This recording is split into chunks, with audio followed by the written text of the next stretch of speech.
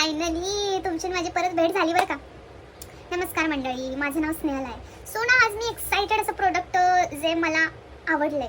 मी कधीही केस धुतल्यानंतर मी कधीही कोणताही हेअर मास्क लावत नाही, एकच लावते जो मी लास्ट व्हिडिओमध्ये तुम्हाला सांगितलेला, नरिशमेंट हवे असेल तर हेअरला.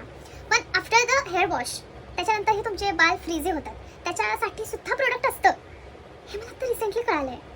म्हणजे काय काय मुली म्हणतात ना, माय गॉड किती छान हा प्रोडक्ट आहे आणि ह्याचा रिव्ह्यू अप्रतिम आहे, तुम्ही प्लीज हा विकत घ्या आणि असं तसं. आणि आय वॉज लाईक की रिअली हे असू शकतं, म्हणजे ह्या असं नुसतंच सांगतात की काय, म्हणजे मला समजत अच्छा हमको सिखा रिया है.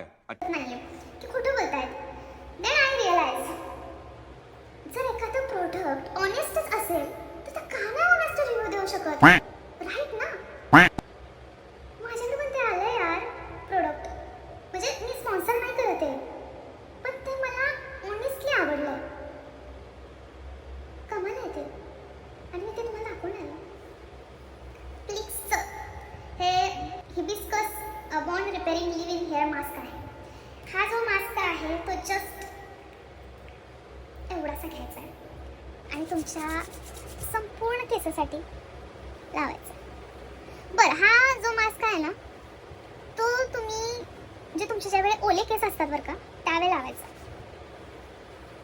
जेणेकरून तुमचे जे फ्रीझी हेअर आहेत ना ते होणार नाहीत. And that's it. ह्याच्यापेक्षा पण तुम्ही जास्त घेऊ शकता. ऑफकोर्स मी घेणार आहे, तिथं म्हटलं 2-3 पंपामध्ये, पण 2-3 पंपामध्ये होत नाही आहे. ज्यांचे खूपच थिन बाल आहेत त्यांना इनफ आहे 2-3 pump, but I guess second round तो म्हणताय. आणि व्यवस्थित असं मस्तपैकी चापून चुपून ते प्रोडक्ट लावा, जेणेकरून त्याचं पूर्ण काय म्हणू शकतो आपल्याला रिझल्ट भेटत नाही ना तो पण आपण लावू शकतो. आणि yes, we are ready to going anywhere.